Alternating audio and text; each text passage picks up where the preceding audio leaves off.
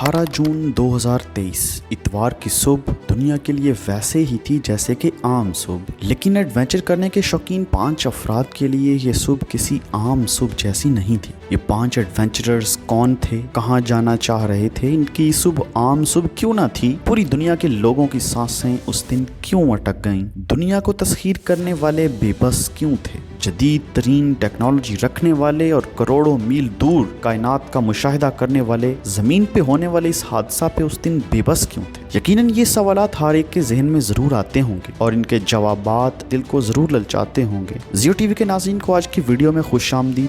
आज की ये वीडियो आपके लिए यकीनन दिलचस्प और हैरान कुन होगी। नाज़रीन, साल 2009 अमेरिकन बिजनेसमैन और इंजीनियर स्टॉकटन रश ने एक ऐसी कंपनी की बुनियाद रखी जो मुस्तकबिल में लोगों को समंदर की गहराइयों और इसमें मौजूद कुदरत की तख्लीक का नज़ारा करवाने का प्लान रखती थी। कई सालों की मेहनत से रश और उसकी कंपनी बिलाखिर 3 सबमर्सिबल वेसल बनाने में कामयाब हुई। इस सब वक्त में कंपनी को कई कानूनी मुश्किलात, तनकीद और एतराज़ात का सामना करना पड़ा, लेकिन सफ़र जारी रहा और ये तीनों वेसल्स कई बार समंदर की गहराइयों में जाती रहीं और कंपनी के CEO रश एक्सपीडिशंस को जारी रखे हुए थे। नाजरीन, तकरीबन 200 बार तीनों वेसल्स अटलांटिक, पैसिफिक और मैक्सिको के गल्फ में गोता खा चुकी थी और इन तीनों में से सबसे ज्यादा गहराई में जाने वाली वेसल थी साइक्लोप्स 2। जी हाँ, जिसका नाम टाइटन था। नाम सुनकर हैरत तो ही होगी क्योंकि ये वही बदकिस्मत वेसल है जो बाद अज़ां टाइटन कहलाई और हमेशा हमेशा के लिए समंदर बर्द हो गई। 18 जून 2023 को बरतानिया के हमीश हार्डिंग,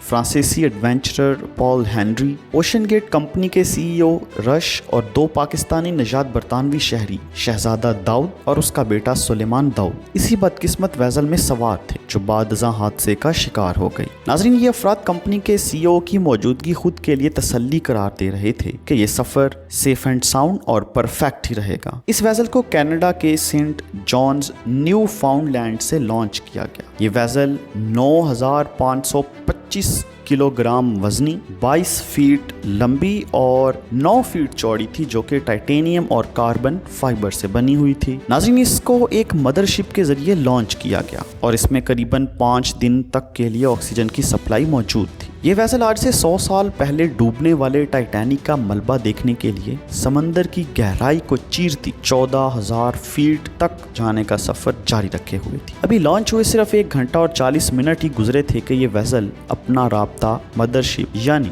पोलर प्रिंस से खो देती है। नाजरीन, समंदर की गहराई, अंधेरा, खामोशी और सिग्नल का ना मिलना रोंगने खड़े करने के लिए काफी है, लेकिन मदरशिप का अमला इसको मामूली समझ रहा था क्योंकि सिग्नल या राब्ते का टूट जाना कोई पहली बार नहीं हो रहा था। इस सफर पर जाने से पहले कई बार ऐसा हुआ कि राब्ता टूट गया लेकिन वेसल सही सलामत वापस आती रही, लेकिन इस बार कुदरत को कुछ और ही मंजूर था। करीबन 4 बजे के करीब इस वेसल को अपना टूर खत्म करके वापस आना था। अब शाम के 7:30 बज चुके थे और टाइटन का नामो निशान तक न था। अब पोलर प्रिंस की टीम US कोस्ट गार्ड्स को इन्फॉर्म करती है कि टाइटन को ढूंढने में हमारी मदद की जाए। नाजरीन, यहाँ से शुरुआत होती है एक लंबी खोज की जो कई रोज तक जारी रहती है। आलमी मीडिया पल पल की खबर लेने और दुनिया को बतलाने में एक्टिव हो जाता है। प्लेन्स, शिप्स और ROV यानी रिमोटली ऑपरेटेड व्हीकल्स इस सर्च ऑपरेशन को मजीद तेज कर देती हैं। USA, कनाडा, ब्रिटिश,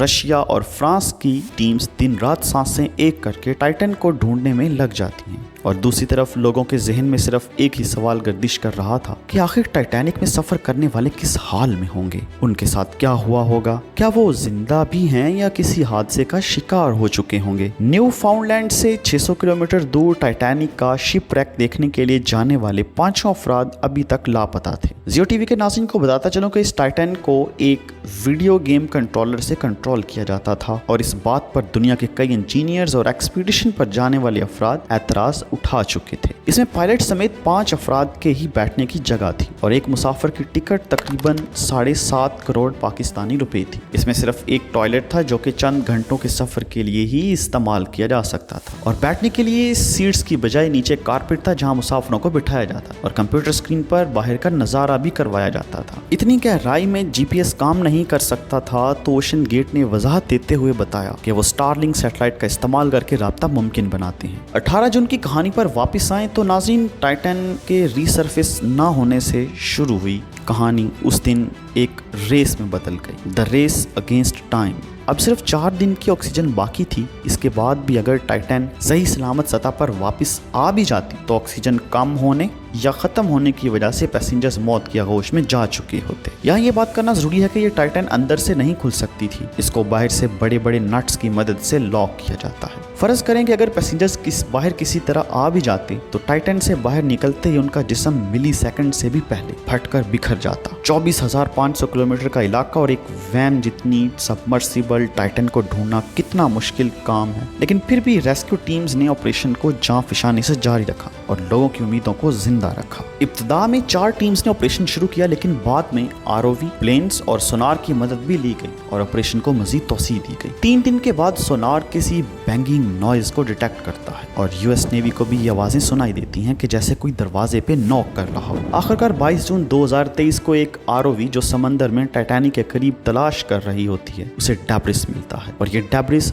टाइटन का ही होता है और यूएस कोस्ट गार्ड एक ऐलान में ऑपरेशन को खत्म करने का ऐलान करते हैं और ये नतीजा निकाला जाता है कि टाइटन एक्सप्लोजन यानी फटने की बजाय इम्प्लोजन यानी पिचकने की वजह से 5 पैसेंजर्स की मौत की वजह बनी। नाजरीन, शहजादा दाऊद का बेटा सुलेमान दाऊद इस सफर के लिए तैयार ही नहीं था और ना ही खुश था। वो अपने बाप को सिर्फ सफर में कंपनी देने और उसको राजी करने की गर्ज से सफर के लिए तैयार हुआ था, लेकिन किसी को क्या पता था कि दुनिया भर के एडवेंचर्स करने का शौक रखने वाले एडवेंचरर्स का ये आखिरी एडवेंचर साबित होगा और वो हमेशा हमेशा के लिए अब्दी नींद सो जाएंगे। और साथ ही साथ स्टॉकटन रश का नाम भी list of inventors killed by there on invention में शामिल हो जाएगा। उम्मीद है कि जियो टीवी के नाज़रीन को हमारी आज की वीडियो इन्फॉर्मेटिव लगी होगी और ज़रूर पसंद आई हो। मिलते हैं अगली वीडियो में। Thank you and stay blessed.